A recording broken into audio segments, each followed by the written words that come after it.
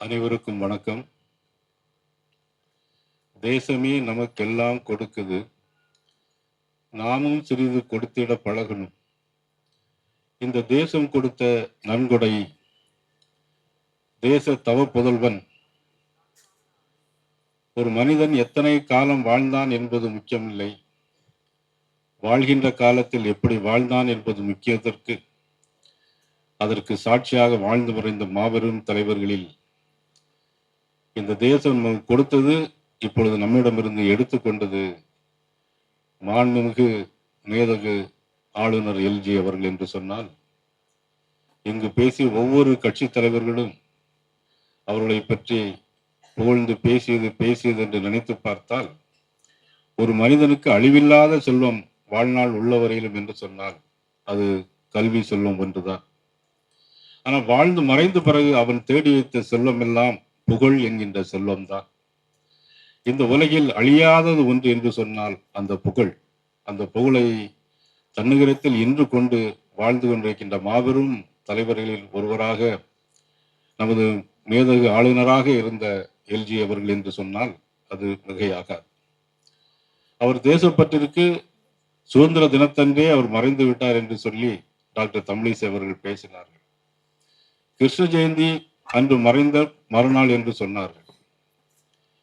ஆனால் சுதந்திர தினத்தன்று காலையில் கமலாலயத்தில் கொடியேற்றி வைத்து நானும் அண்ணன் ஹெச் ராஜா அவர்களும் நேரடியாக எல்ஜி அவருடைய இல்லத்திற்கு சென்று அவருடைய அந்நியாரை சந்தித்து பேசிக் கொண்டிருந்தோம். அப்பொழுது நான் என்ன சொன்னேன், நான் இன்னொரு முறை அப்போலோ மருத்துவமனைக்கு போய் பார்த்துவிட்டு வருகிறேன் என்று சொல்லிவிட்டு அவரிடம் சொல்லிவிட்டு சென்றேன். நான் பார்க்கும்போது சரியாக 2 மணி இருக்கும். அநேகமாக நான் தான் அவரை பார்த்த கடைசி மனிதராக இருக்கும் என்று நான் நினைக்கிறேன். ஏனால் பாரதிய ஜனதா கட்சி வரிசையில், தலைவர்கள் வரிசையில் அவர் நான் தான் கடைசியாக அவர் பார்த்த தலைவர் நான். அந்த அளவில் அப்பொழுது பார்க்கும்போதே அவர் உடல் ஒரு மாதிரி குறுகி போயிருந்தது. நான் கூட சந்தேகப்பட்டேன். ஆனால் எதையும் சொல்லிவிட்டால் யாரும் தவறாக நினைத்து விடுவார்கள் என்று நான் எதுவுமே சொல்லாமல் இருந்தேன். ஆனால் உண்மையிலே அவர் நம்மையெல்லாம் விட்டு பிரிந்தது என்பது அது ஒரு துயரமான சம்பவம். அவருடைய குடும்பத்தாருக்கு மட்டுமல்ல, அந்நியார் சந்திரா அவர்களுக்கு மட்டுமல்ல, இந்த பாரதிய ஜனதா கட்சிக்கு மட்டுமல்ல, இந்த தேசத்திற்கே மிகப்பெரிய இழப்பாக இருக்கும். மிக ஒரு சாதாரணமான தொண்டர்கள் வரிசையில் தான் அவர் இருப்பார். 2004 வேலூரில் இருந்த பாராளுமன்ற தேர்தலில் போகும்போது கூட அண்ணன் ஏசிய சண்முகம் அவர்கள் போட்டியிடும் போது கூட சாக்கா நடந்தது. ஆனால் கடைசி வரிசையில் இருந்து கொண்டுதான் அவர் எல்லோரையும் வரவேற்று பேசினார். பொதுவாக தலைவர்கள் என்று சொன்னால் முதல் வரிசையில் போய் இருப்பார்கள். ஆனால் அண்ணன் எல்ஜி அவர்களை பொறுத்த மட்டிலும் கடைசி வரிசையில் இருந்து எல்லோரையும் முன்னேற்றி சொல்ல வேண்டிய ஒரு தன்மையை பெற்றவர். கமலாலயத்திலிருந்து புறப்பட்டு போகும்போது தலைவர்கள் என்று சொன்னால் எல்லோரும் காரிலே ஏறி போவோம். ஆனால் அவருடைய பழக்கம் என்ன என்று சொன்னால், அவர் ஸ்கூட்டர் வைத்திருந்தாலும் சரி, சைக்கிள் வைத்திருந்தாலும் சரி, அதிலையும் ஏறி போகக்கூடியவர்.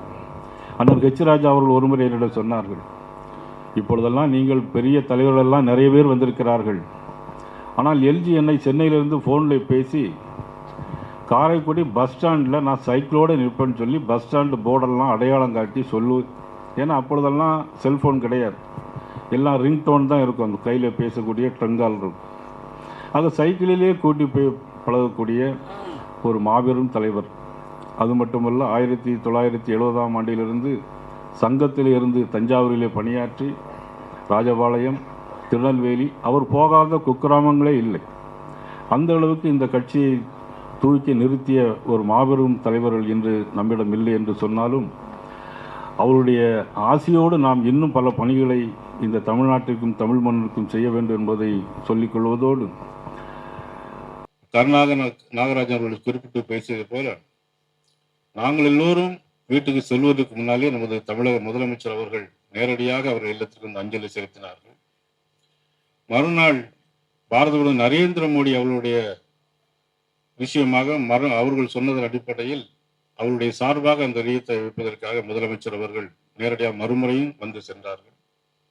நமது மாண்பு மக்கள் நல்வாழ்வுத்துறை அமைச்சர் அவர்கள் இரவும் மறுநாளும் கூடவே இருந்து எல்லா விஷயங்களுக்கும் ஒத்துழைப்பாக கொடுத்து சென்றார்கள். அவ்வளவு பெரிய ஒரு நல்ல உதவியை செய்திருக்கிறார்கள் என்று சொன்னால் அவர் எவ்வளவு பெரிய உள்ளத்திற்கு சொந்தக்காரர்.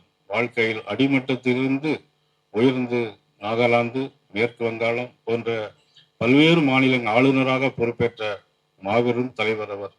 அது மட்டுமல்ல, ஒரு முறை கமலாலயத்தில் வந்து பேசும்போது, ஆளுநருக்கு முன்பாக பேசும்போது அவர் சொன்ன ஒரே ஒரு விஷயம் எனக்கு நினைவிற்கு இருக்கிறது.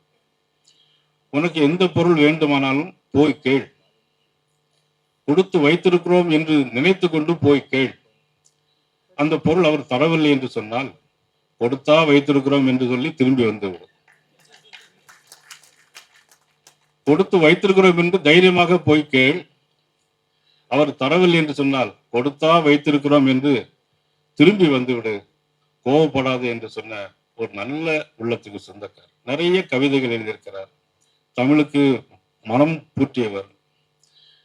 பாரதிய ஜனதா கட்சியினுடைய சார்பாக அவர் எழுதிய கவிதைகளும் அவர் எழுதிய பேச்சுக்களும் அனைத்தும் நிச்சயமாக அது உரைநடைப்பதாக புத்தகமாக நிச்சயமாக அச்சிடப்பட்டு நாங்கள் வெளியிடுவோம் என்பதை இந்த நேரத்திலே தெரிவித்துக் கொண்டு, பாரதிய ஜனதா கட்சியினுடைய அழைப்பினை ஏற்று கட்சித் தலைவர்கள் வந்த மக்கள் நல்வாழ்வுத்துறை அமைச்சர் மா. சுப்பிரமணியன் அவர்கள் மற்றும் அனைத்து இந்திய அண்ணா திராவிட முன்னேற்ற கழகத்தினுடைய அன்புக்குரிய அண்ணன் நமது ஜெயக்குமார் அவர்கள், திருமதி வளமதி அவர்கள், கமலக்கண்ணன் அவர்கள், ஆதி ராஜாராம் அவர்கள், மீனவர் நண்பன் அன்பழகன் அவர்கள், நமது அண்ணன் ஜான் பாண்டியன் அவர்கள், டாக்டர் தமிழிசை அவர்கள், விடியல் சேகர் அவர்கள் மற்றும் இந்த நிகழ்ச்சியில் கலந்து கொண்டிருக்கின்ற அண்ணன் பொன் ராதாகிருஷ்ணன் அவர்கள், சட்டமன்ற உறுப்பினர் வெங்கடேஸ்வரன் அவர்கள், எங்களது என்றும் எங்களுடைய தம்பியாக என்றைக்கும் எங்களோடு பயணித்துக் கொண்டிருக்கின்ற எங்களது முன்னாள் மாநிலத்தில் அண்ணாமலை அவர்கள், அண்ணன் லட்சராஜா அவர்கள், நமது சத்யா அவர்கள், தமிழ் மாநில காங்கிரசினுடைய அண்ணன் ராமன் அவர்கள் மற்றும் அண்ணன் கார்வேந்தன் அவர்கள், முன்னாள் ஆளுநர் சண்முகநாதன் அவர்கள், எங்களது அன்புக்குரிய அண்ணன் ஏஜி சம்பத் அவர்கள், பொற்கொடி ஆம்ஸ்டாங் அவர்கள் மற்றும் ஆனந்தன் அவர்கள், அண்ணன் நா பாலகங்கா அவர்கள், திருமதி வானதி சீனிவாசன் அவர்கள், வருகை தந்திருக்கின்ற பெரியோர்கள், இந்த நிகழ்வுக்கு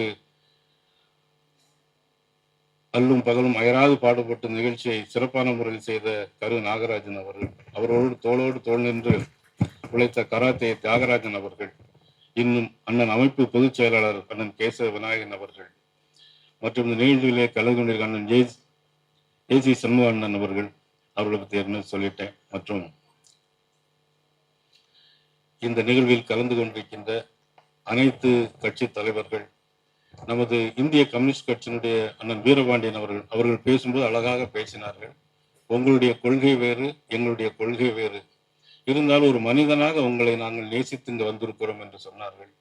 ஆனால் ஒரு விதத்தில் அவர்கள் ஒத்துக்கொண்டார்கள். இந்த தேசத்திற்காக, இந்த தேசத்தில் மட்டும்தான் நாம் ஒருவரை ஒருவர் நேசித்து பேச முடியும் என்கின்ற ஒரு கருத்தை அவர்கள் ஒத்துக்கொண்டார்கள்.